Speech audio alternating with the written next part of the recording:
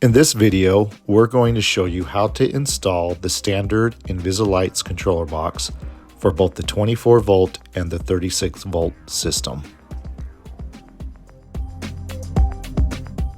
First, you're going to open the InvisiLights Controller Box and take out the little bag that has your brackets and screws.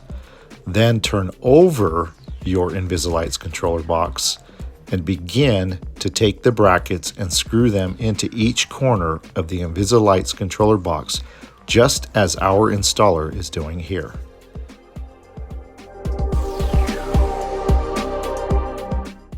Again, take the bracket and a screw and securely fasten it to the standard InvisiLights Controller Box.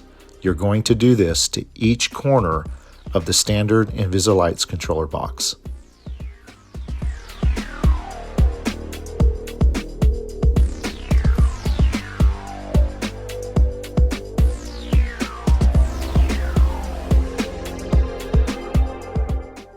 After you have securely fastened all 4 of the brackets to the standard InvisiLights Controller Box, you're going to go ahead and install it either to your customer's exterior or interior wall of their home.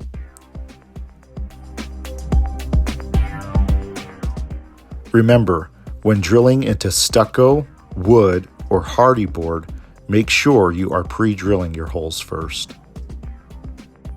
Our installer is using a long, thick masonry screw that is long enough to get through the stucco and secure itself to the plywood on the other end of the stucco.